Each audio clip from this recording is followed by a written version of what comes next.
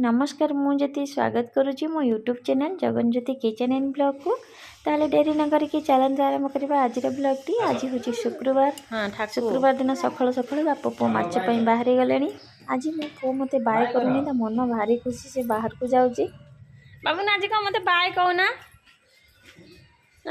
Bye कहब ना bye कहब ना मत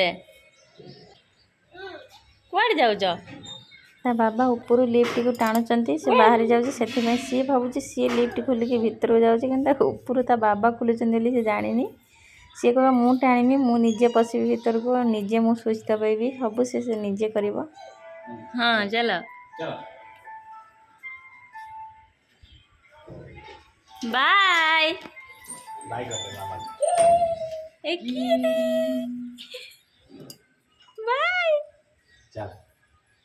बापू पुआ तांकर माछ पलैले मु पलि आसली ये गोटे मिक्सचर पैकेट आनी मुझे काटिक डबार पूर्व मु दुटा भी खाईनेबी कहीं मुझे गाधेक आसी से माछ जाइए निहाती अध घंटा लगे कहीं माछ दुकान खोलला बेलू जा 10टा कि 10:30 आ ये सका शोक उठिकी कांदिला मुझे कहली बाबूनु बाबा सहित माछ जीव से पूरा कांदिक उछना और चलो चलो बाबा से बेणुसी नहीं गले आ से आसु आसु लेट हे भाविल दुटा मिक्सचर खाईनेबी आ पैकेट देखुन सब डबार भरी नेली आ अल्प दुटा मिक्सचर मु प्लेट रे उजाड़ी नौची खाइबा मोर ब्लड नाई बोलिकी 6.5 हो जाइए से बाबा कौन कौन आणुचंती आपण मैंने विश्वास करेंगे डी मार्ट जाइए आ कानबेर जूसटा मिलला कहले ब्लड हम से नहीं आसछंती केतळे आसीबे पखाला खाइबी आ भूक लगे से मिक्सचर धरती मो फेवरेट मिक्सचर आ सहित जूस नहीं आसचे कि मत जूस भल लगे टे गाधे मिक्सचर खाई सारा पर ठंडा धरवानी किए ले हमा हमा देखिल अच्छा अच्छा अच्छा का देखिल गाधुआ नहीं पादुआ नहीं सका लो बाप पेंट टेक लो बाप लो दूज मो बापा लो चल गेला लो हाँ हो चल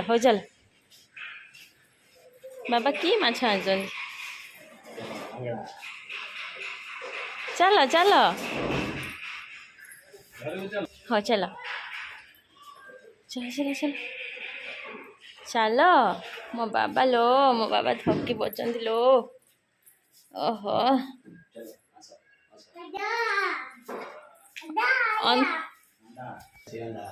अंडा भी आनीज देसी अंडा मिलूची गोटा 20 टका लो बऊ लो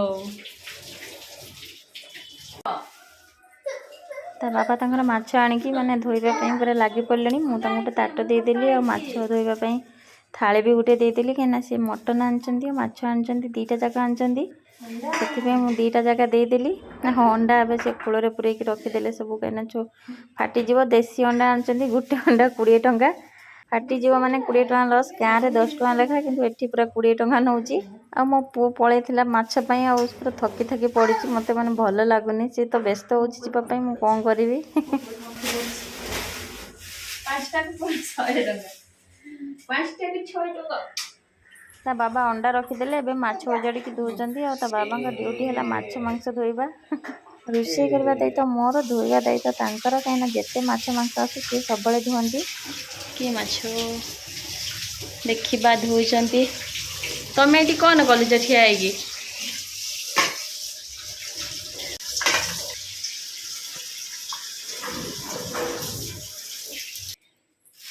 आज मामा फेवरेट आई पु फेवरेट आई आ बाबार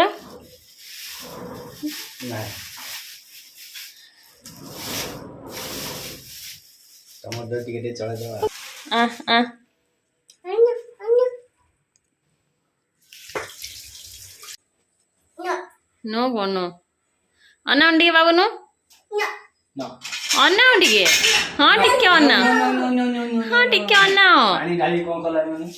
हाँ बा अच्छा टिके अन्ना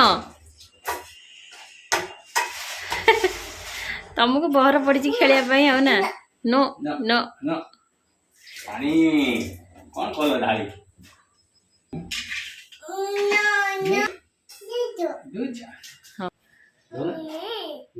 किए नब ମାଉ ଲୋ ବୋଉଲୋ ମାଉ କାଇଁ ମାଉ କାଇଁ ମାଉ କାଇଁ ବାବୁ ଚଲ ଗାଧେଅ ଚଲ।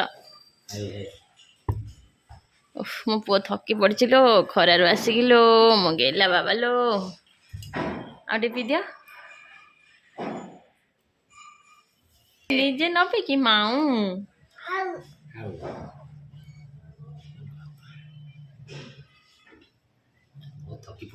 ଆଜି ମୋ ପୁଅ ଥକି ପଡ଼ିଛି ଲୋ ବାବା।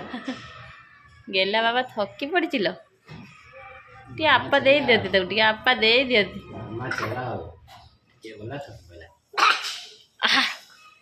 ଆହା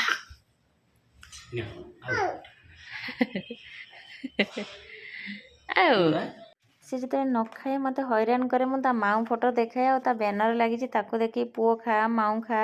ସେଥିପାଇଁ ସେ ଯାହା ବି ଖାଉ ପିଉ କହିବ ମାଉଙ୍କୁ ଦିଅ ମାଉ ଖା ମାଉ ପିଇ। ଆଉ ବାପ ପୁଅ ଯାଇକି ଖରାରେ ବୁଲି ବୁଲି ଆସିଥିଲେ ମୁଁ ଯେତେବେଳେ ଜୁସ୍ ଦେଲି ସେ ବାପ ପୁଅ ପିଉଛି ସେ କହୁଛି ମାଉଙ୍କୁ ଦିଅ।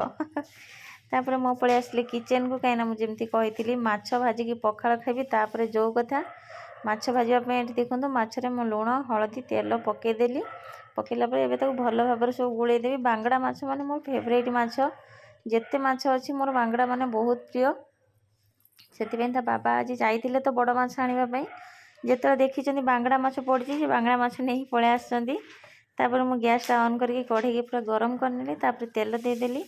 ଏବେ ଗୋଟେ ଗୋଟେ କରିକି ଆମେ ବାଙ୍ଗଡ଼ା ମାଛ ଯେତେଟା ଧରିବ ଆମେ ସେତେଟା ଦେଇଦେବା। 3ଟା ମାଛ ମୋର ଏଠି ଧରିଛି ଆଉ 4ଟା ମାଛ ମୁଁ ପରେ ଭାଜି ନେବି କାହିଁକିନା 7ଟା ମାଛ ଉଠିଛି କିଲେ କି 1.5 କିଲୋ ମୁଁ କହିପାରିବିନି 7ଟା ମାଛ ଆଣିଛନ୍ତି। ତାପରେ ଦେଖନ୍ତୁ ମୁଁ ଏପଟ ସେପଟ କରିକି 2 ସାଇଡ଼ ପୁରା ବଢ଼ିଆ ସେ ଭାଜି ନେଲି। ଆମର ଗୋଟେ ଭାରି ମାଛ ହେଇଗଲେ ଆମେ ସେମ୍ ପ୍ରୋସେସରେ ବାକି ମାଛକୁ ବି ଭାଜି ନେବା। ଆଉ ସବୁ ମାଛ ଭାଜି ସାରିଲା ପରେ ମାଛକୁ ମୁଁ ମସଲା ଦେଇକି କେମିତି ଭାଜୁଛି ଆପଣମାନେ ଭିଡ଼ିଓକୁ ଲାଷ୍ଟ ଯାଏଁ ଦେଖନ୍ତୁ। ଯଦି ମୋ ଭିଡ଼ିଓଟି ଆପଣମାନଙ୍କୁ ଭଲ ଲାଗିବ ମୋତେ ଲାଇକ୍ ସେୟାର କମେଣ୍ଟ ନିଶ୍ଚୟ କରିବେ। ଯଦି ମୋ ଚ୍ୟାନେଲରେ ନୂଆ ଅଛନ୍ତି ପ୍ଲିଜ୍ ମୋ ଚ୍ୟାନେଲକୁ ସବସ୍କ୍ରାଇବ୍ କରିନେବେ। ତାହେଲେ ଦେଖନ୍ତୁ ଏଠି ମୁଁ ଗୋଟେ ଭାରି ମାଛ ଭାଜିଲା ପରେ ଆଉ ଗୋଟେ ମାନେ ଭାରି ଦେଇଦେଇଛି। 4ଟା ମାଛ ଏଠି ଧରିଯାଇଛି। ସିଏ ବଡ଼ ସାଇଜ୍ର ମାଛ ଥିଲା ଏ ଟିକେ ଛୋଟ ସାଇଜ୍ର ମାଛ ସେଥିପାଇଁ ଦେଖନ୍ତୁ 4ଟା କଢ଼େଇରେ ଧରି ନେଇଛି। ଆଉ ସେମ୍ ପ୍ରୋସେସରେ ମୁଁ ଏପଟ ସେପଟ କରିକି 4ଟା ମାଛକୁ ମୁଁ ଭାଜି ନେଇଛି। ତାପରେ ଏବେ ଆମେ ମାଛକୁ ସବୁ କାଢ଼ି ନେବା ସେଇ ପ୍ଲେଟ୍କୁ ଯେଉଁ ପ୍ଲେଟ୍ରେ ମୁଁ ଆଗରୁ କାଢ଼ିଥିଲି କାଢ଼ି ନେବା। କାଢ଼ିଲା ପରେ ଦେଖନ୍ତୁ ଏଠି ଏ 2ଟା ହେଇନି ମୁଁ ଟିକେ ସମୟ ଆଉ ତ ଭାଜି ନେଲି। ସବୁ ମାଛ ମୁଁ କାଢ଼ି ନେଇଛି। ତାପରେ ଦେଖନ୍ତୁ କଢ଼େଇରେ ମୁଁ ଏଠି ମସଲା ଦେଇଦେଇଛି। ମସଲାରେ ଏଠି ମୁଁ ସୋରିଷ ଜିରା ଲଙ୍କା ରସୁଣ ପିଆଜ ଗୋଟେ ଗ୍ରାଇଣ୍ଡିଙ୍ଗ କରି ନେଇଥିଲି। ସେଥିରେ 1 ଚାମଚ ଦହି ଦେଇଦେଲି। ଦହି ଦେଲା ପରେ 1/2 ଚାମଚ ଧନିଆ ପାଉଡ଼ର 1/2 ଚାମଚ ଲୁଣ 1/2 ଚାମଚ ହଳଦୀ ପାଉଡ଼ର ଦେଇଦେଲି। ଦେଇକି ଆକୁ ଟିକେ ଭଲ ଭାବରେ ଟିକେ ପାଣି ଦେଇକି ମିଶାଇଦେଲି। ତାପରେ ଦେଖନ୍ତୁ ଏମିତି ପାଣି ପାଣି ଥିବ ଆମେ ଏକୁ ମାଛକୁ ପକାଇଦେବା କାହିଁକିନା ବାଙ୍ଗଡ଼ା ମାଛ ଭିତରକୁ ବେଶୀ ମସଲା ପଶେନି। ସେଥିପାଇଁ ସେ କେତେ କଟ୍ ମାରିକି ଆଣିଛନ୍ତି ଆପଣମାନେ ଦେଖିପାରୁଥିବେ।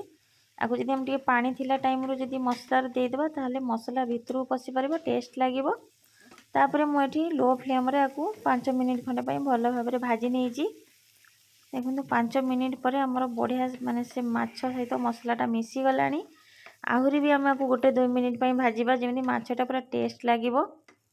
ମୁଁ ସବୁଦିନ ତ ଅଲଗା ଟାଇପ୍ରେ ଭାଜେ କିନ୍ତୁ ଆଜି ଅଲଗା ଟାଇପ୍ରେ ଟିକେ ଭାଜିଛି କାହିଁକିନା କାଲି କଲରା ଗୋଟା ଭାଜିଥିଲି ମସଲା କିଛି ବଳିଥିଲା ମୁଁ ତାକୁ ଫ୍ରିଜ୍ରେ ରଖିଦେଇଥିଲି। ସେଇ ମସଲାକୁ ଦେଇକି ଭାଜି ନେଲି। ମୁଁ କହିଲି ପୁଣି କିଏ ମସଲା କରିବ ଲେଟ୍ ହେଲାଣି। ତାପରେ ମୁଁ ଆସିକି ପଖାଳ କଂସା ଧରିକି ବସିଯାଇଛି। ବାପ ପୁଅଙ୍କୁ ଡାକିଦେଲି।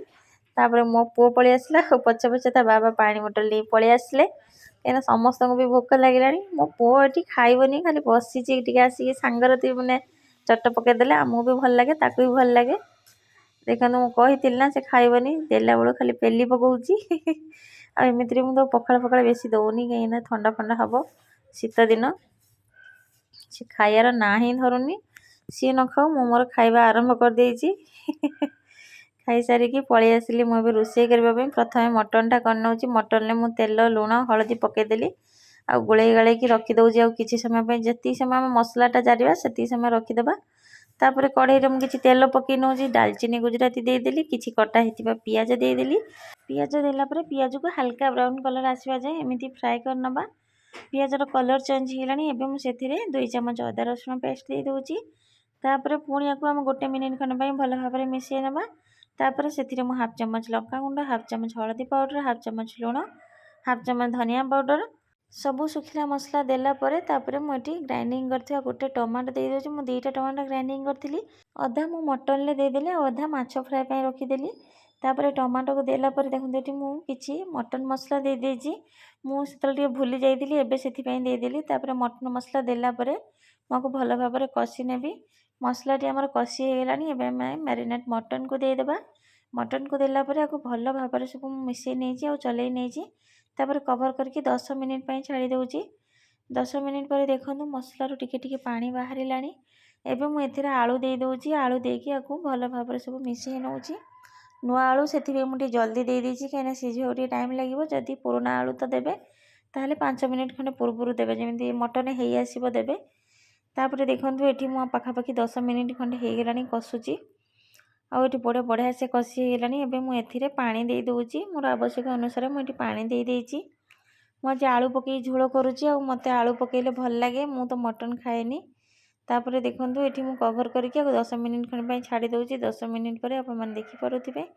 आमर ये आलू सीझीगला मटन भी सीझीगला पूरा मटन तरकारी हाँपाई मतलब 40-45 मिनिट लगे कहीं मटन पीस बहुत छोट था से जल्दी होगला तापर मु पैन को बसैकी देखूँ ये तेल पकई नहीं और किसी अदा रसुण पेस्ट दे दूची अदा रसुण पेस्ट देलापर मुझे लंका पकई नौची हलदी पाउडर पकई नौची लुण पकई नौची और धनिया मसला पकई नौची तापर मुझे भल भाव सब भाजी नेबी एवं मुझे किसी दही दे दूची आपण मैंने भावुवे मुझे सेम प्रोसेस कौन करुँची सकाଳେ ମାଛ ଭାଜିଥିଲି ତା ବାବାଙ୍କୁ ବହୁତ ପସନ୍ଦ ଆସିଲା କହିଲେ ସେଇଭଳିଆ ମାଛ ଭାଜେ ମୁଁ ପୁଣି ଡବଲ ମସଲା କିଏ କରିବ ଅଦା ରସୁଣ ପେଷ୍ଟ ତ ମୁଁ ବନେଇଛି ସେଥିରେ ବନେଇ ନେଉଛି କାହିଁକିନା ମୁଁ ଏମିତିରେ ପ୍ରାୟ ମାଛ ଭାଜେ ମୋତେ ଭଲ ଲାଗେ ଆଉ ମୁଁ ସେମିତି ପୁଣି ଦେଖନ୍ତୁ ଦୁଇଟା ମାଛ ଭାଜି ନେଲି ଭାଜିକି ତ ଆମେ ପଖାଳ ଖାଇଥିଲୁ ସେ କିନ୍ତୁ ଟିକେ ଅଲଗା ମସଲା ଥିଲା ଗୋଟା ମସଲା ଥିଲା ଯେଉଁ ଭାଜିଥିଲି ସେ ମସଲାଟା ଥିଲା ମାଛ ଭଜା ଦେଖନ୍ତୁ ଆମର ରେଡ଼ି ହେଇଯାଇଛି खूब ସୁନ୍ଦର ବି ଦେଖାଯାଉଛି तापर से पैन रे मु किसी तेल दे दूची काटिकी रखि पियाज दे दूची पियाज को टिके भल भाव में भाजी नबा पियाज भाजिला मुझे गोटे चमच अदा रसुण पेस्ट दे दूची तापर मु हाफ चमच लंका गुंड हाफ चमच हलदी गुंड हाफ चमच लुण हाफ टिके खंडे धनिया पाउडर दे दूची सबको मु भल भाव में मिसई नेबी मिसईला मुझे ग्राइंडिंग करथिबा टमाटो दे दूची तापर आपको भल भाव में सब मिसई नेबी आपण माने भाबुथिबा जे सेम मसलार तरकारी होची माछ भजा होची मटन भी होईची किंतु सबुर टेस्ट अलग रहिबो खाली मसला सिना एका किंतु टेस्ट अलग रहिबो मसला को मु भल भाव में कषिला पर सेथिरे मु पानी दे देइची एठी मु अल्प पानी देइची केना माछ मु झाल करिवि सेथि पई अल्प पानी देइची आ देखंतु एठी हमर झोळटा फुटिला पर मु एठी माछ दे देइची माछ देकी मु एठी गैस को लो फ्लेम रखी 5 मिनिट खंडे पई फुटे नेबी मु जेमति आगुरु कहितली बांगड़ा माछ भितर को जेमति मसलाटा भल भाव में पसिबो सेमति झोळ पीले टेस्ट लागिबो एबे मु गैस को ऑफ कर नहीं आ धनिया पत्र थी यदि आपण मन धनिया पत्र पकेदेबे मो पाखरे नथिला कहीं हाट बारी आमर शुक्रवार लास्ट से मु पकेनी तापर देखंतु एठी मु पूरा लंच थाली बाड़ी नहीं